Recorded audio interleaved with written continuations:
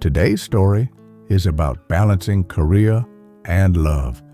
If you're also struggling with this tension, don't worry. Sleep Time Stories has brought you a motivational story that will surely inspire you. That's why you must listen carefully and not skip even a single part, because who knows, the part you skip might be the one that changes your life forever. So, let's begin. Before we start, a small request. If you enjoy the story, don't forget to like the video and share your name in the comments. So, let's get started. Today's story is Balancing Career and Love in a City That Never Sleeps, Where Dreams Race Faster Than Time. Two hearts discovered that chasing success meant nothing if they lost each other along the way. New York has always been a city of ambition, a place where people come to chase dreams so big they almost feel impossible. For Emma, those dreams were wrapped in the glass towers of Manhattan, in boardrooms filled with sharp suits and sharper voices. At 27, she was already climbing fast in her advertising career, working 12-hour days, sometimes more, fueled by coffee and adrenaline. Every pitch felt like a battle, every campaign a chance to prove that she belonged in a world that didn't slow down for anyone. Ryan, the man she loved, had his own path. He wasn't chasing clients or corporate promotions. He was chasing an idea. His software startup, born from late nights, relentless effort, and stubborn belief. For Ryan, success meant building something that mattered, something that could last. He worked from their small Brooklyn apartment, often coding until dawn, driven by the fear that if he slowed down even for a moment, his dream would slip away. In the early days, their ambition drew them together. Emma admired Ryan's determination, the way he talked about his ideas like they could change the world. Ryan loved Emma's fire, her unstoppable energy, her refusal to settle for anything less than excellence.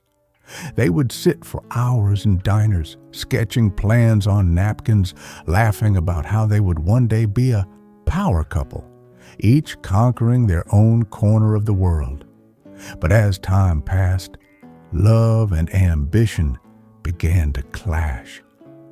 Their apartment, once filled with laughter, grew quiet. Emma would drag herself home at midnight, dropping her heels by the door, too tired even to talk. Ryan would already be asleep at his desk, coffee cups surrounding him, the glow of his laptop the only light in the room. In the mornings, he would be gone before she woke up, heading to another investor meeting. Their lives became a blur of missed moments and silence. The tension simmered beneath the surface until it began to spill over. One Saturday morning, Emma tried to reclaim a little normalcy. She made pancakes, something simple, something warm. She slid a plate in front of Ryan, hoping for just one meal together, but as they sat down, her phone buzzed with a client email. Without thinking, she reached for it. Ryan sighed, put down his fork, and asked quietly, "Do you ever stop working?" She didn't even look up. "Do you ever stop coding?" she shot back. That small exchange hung heavy in the air. It was no longer about pancakes or emails. It was about the feeling that each was choosing work over the other. The breaking point came on Emma's birthday. Ryan had planned a dinner, nothing extravagant, just her favorite pasta, candles, and the playlist of songs they used to dance to in the kitchen. He wanted to remind her of who they were before the distance grew between them. But Emma was late, 3 hours late. By the time she walked through the door, Ryan was blowing out the candles alone. "Sorry," she said, breathless, dropping her bag. "The pitch ran over and But he cut her off. "You didn't even call. Do you even want this anymore? Us?" She froze. She wanted to tell him that yes, she did, that he was the reason any of this mattered. But nothing came out. Her silence answered for her. That night, Ryan slept on the couch, and for weeks afterward, they lived like strangers. It was during those weeks of silence that the truth began to surface. Emma noticed that her victories at work felt strangely hollow. She could land the biggest client, deliver the sharpest pitch, but coming home to an empty apartment drained the joy out of it. Ryan, too, felt the emptiness. When his startup secured its first funding, he realized that without Emma there to share it, success felt incomplete. One night, Emma sat on the subway staring at her reflection in the window. Her eyes looked tired, but what startled her wasn't the fatigue, it was the loneliness. For the first time, she admitted to herself that she was building a career while losing the person she loved most. Meanwhile, Ryan had his own moment of clarity. He came home late from a meeting and saw Emma asleep on the couch, her laptop open, notifications buzzing beside her. He looked at her, really looked at her, and remembered why he had fallen in love.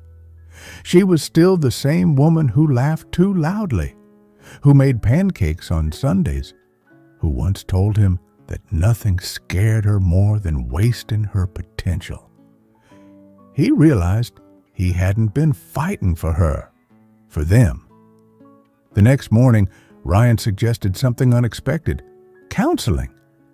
At first, Emma resisted. She thought counseling meant failure, that they were admitting they were broken. But deep down, she knew they couldn't go on like this. So they went. The sessions weren't easy. Emma talked about the pressure she felt in her industry, how being a woman in advertising meant never letting her guard down. Ryan opened up about the fear that haunted him, the belief that if he didn't give everything to his startup, he would lose everything. Slowly, painfully, they began to hear each other, not just the words, but the fears beneath them. They began to understand that the problem wasn't a lack of love. It was that they had forgotten how to balance it with their ambition. They made small changes. Phones went away during dinner. Saturday mornings became sacred time, even if all they did was drink coffee together. They began to celebrate small victories, not just the big promotions or funding rounds, but the everyday wins. Emma finishing a project without pulling an all-nighter, Ryan solving a bug in his code. Emma still worked late sometimes, but now she called Ryan to let him know. Ryan still coded through the night occasionally, but he made space for Emma on weekends. It wasn't perfect. They still argued. They still had moments of exhaustion, of frustration. But something had shifted. They were no longer pulling in opposite directions. They were learning to walk, sometimes run, side by side. Years later, Emma became creative director at her firm, and Ryan's startup grew into a thriving company with a dedicated team. Their schedules remained demanding, but they had learned the lesson that saved them. Success didn't have to come at the expense of love. The real measure of achievement wasn't just promotions or profits. It was the strength of the hand you held when the workday ended. They often thought back to that night with the burned-out candles and cold pasta. It could have been the end of their story. Instead, it became the turning point, the moment they decided to rebuild, to fight for each other, to balance the weight of their dreams with the power of their love.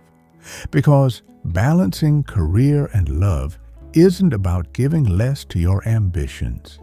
It's about giving more intention to your relationship.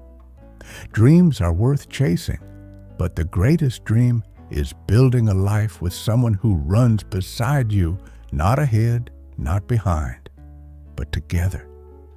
In the end, true success isn't found in titles or trophies, but in the love that walks beside you when the lights of ambition fade